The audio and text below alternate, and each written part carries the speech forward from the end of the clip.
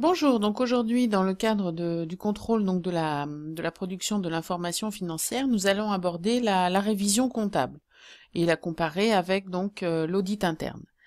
Tout d'abord, quelle est la différence donc justement entre ce qu'on appelle le contrôle interne et l'audit interne?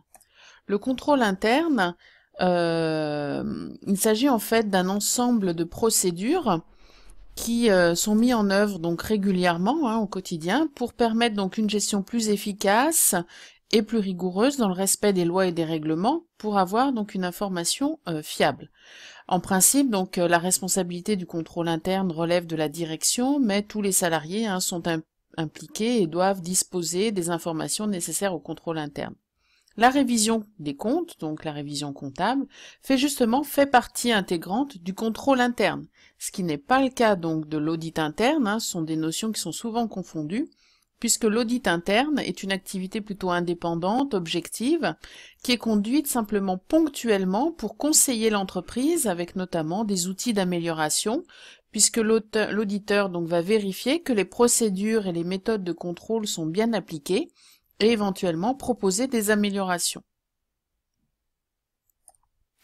Alors, qu'est-ce qu'on appelle la révision comptable? Donc, la révision comptable consiste à effectuer un certain nombre donc de travaux afin de vérifier que la comptabilité d'une entreprise donc est correcte, conforme aux règles en vigueur, pour avoir une information fiable. C'est un ensemble donc de tâches qui peuvent être effectuées directement par l'entreprise, soit par son dirigeant, son service comptable ou par le cabinet d'expertise comptable. Lorsque l'établissement donc des comptes annuels est délégué à un expert comptable, il est tout à fait envisageable de décomposer cette mission de révision des comptes et d'attribuer donc des tâches différentes à chaque intervenant. L'entreprise donc va être amenée à réviser ses comptes pour différentes raisons, mais au moins une fois par an, pardon, dans le cadre donc de la clôture de son exercice ou de l'établissement de ses comptes annuels. Donc là, c'est une étape obligatoire, ou à l'occasion donc de l'établissement de situations intermédiaires. Il faut savoir donc que le lettrage, les états de rapprochement font partie des travaux de révision intermédiaire. Donc cette révision annuelle des comptes, donc vous voyez, elle peut intervenir soit au moment des opérations d'inventaire, elle peut également être faite avant l'inventaire, mais il est bien aussi d'y inclure les opérations d'inventaire, ça permet de faire des vérifications et donc d'avoir normalement une balance générale après inventaire révisée et donc fiable pour établir les documents de synthèse. Alors, il existe deux méthodes de révision comptable. Donc, la révision comptable consiste, on a dit, à vérifier l'ensemble des postes, du bilan, des comptes du bilan et les comptes du résultat. Par exemple, on va vérifier qu'un achat d'immobilisation n'a pas été enregistré en charge par erreur. Donc, en fait, il s'agit par des sondages de repérer en fait les anomalies. Donc cette révision, elle peut se faire par les comptes, on va analyser les comptes du bilan puis les comptes de gestion, ou bien une révision donc qu'on appelle par les cycles. Cycle d'investissement, cycle de trésorerie, cycle d'exploitation fournisseur, etc. Alors tout d'abord, en ce qui concerne la révision par les comptes, donc on va s'attacher au compte de bilan dans un premier temps, puis au compte de gestion. Donc bien évidemment, il faut apurer tous les comptes d'attente, donc rechercher les informations pour pouvoir les imputer correctement. À la clôture de l'exercice, ces comptes doivent obligatoirement être soldés, puisqu'il n'y a pas d'emplacement prévu dans le bilan. Il conviendra donc de rechercher la vraie nature des opérations et de les reclasser dans les comptes appropriés. Il en va de même pour le compte 511, tout ce qui est valeur à l'encaissement, et le compte 58 pour les virements internes.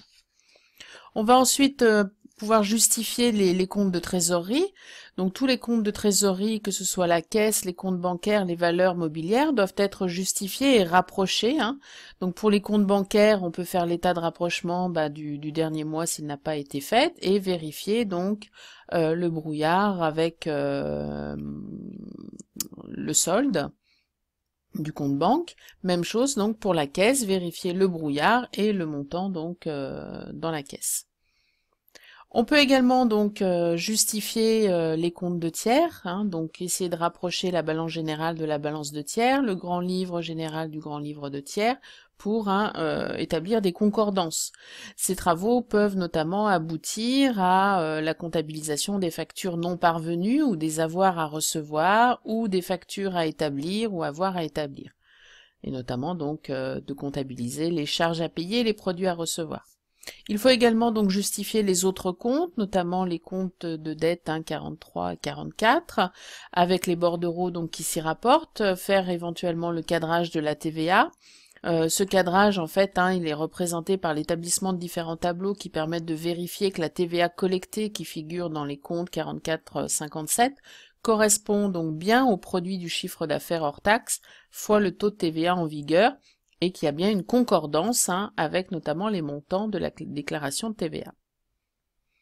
On fera également le rapprochement donc d'autres comptes, notamment pour les immobilisations, l'inventaire, donc faire l'inventaire des immobilisations, céder donc du logiciel éventuellement si l'entreprise utilise du module donc de la gestion des immobilisations, rapprocher donc le solde également des emprunts de leur échéancier respectif pour vérifier la concordance et reconstituer donc l'affectation du résultat pour le comparer avec le procès-verbal de l'Assemblée générale.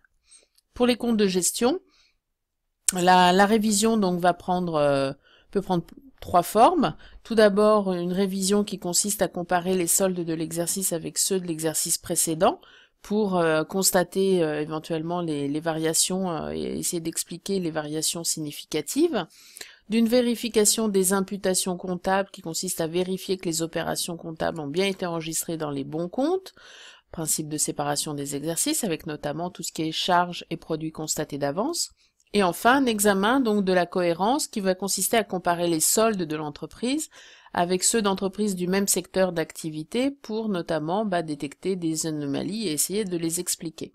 Donc voilà pour la révision par les comptes.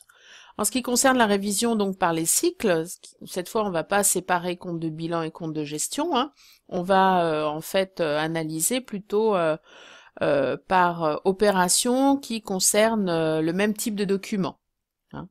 Donc voici par exemple un exemple de dossier de révision. On va avoir le cycle de révision du cycle de la trésorerie avec le rapprochement bancaire, la caisse, les valeurs mobilières de placement comme on a vu tout à l'heure.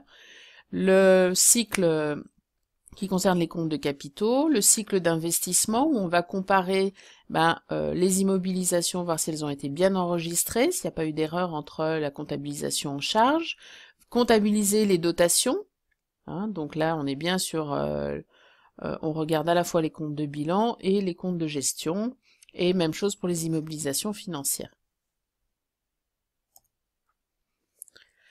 Donc lorsqu'on révise les comptes, il est possible de gagner du temps et de l'efficacité si on suit quelques conseils, puisque la révision comptable qui nécessite l'édition de grands livres et d'extraits de comptes dont la matière première est en fait la saisie courante, il convient donc tout au long de l'exercice comptable de saisir correctement les pièces comptables et notamment d'imputer donc les opérations dans les bons comptes comptables, d'indiquer un maximum d'informations utiles dans le libellé de l'écriture pour pouvoir retrouver les informations, numéroter les pièces comptables et les ranger avec soin quand on doit vérifier, de renseigner donc pour les dernières factures les dates d'échéance, tenir bien évidemment sa comptabilité à jour et de constituer donc un dossier de travail.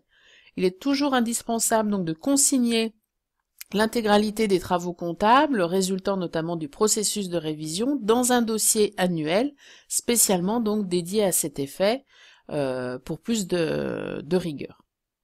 Voilà, donc je vous laisse maintenant à vos travaux de révision comptable. Merci, au revoir.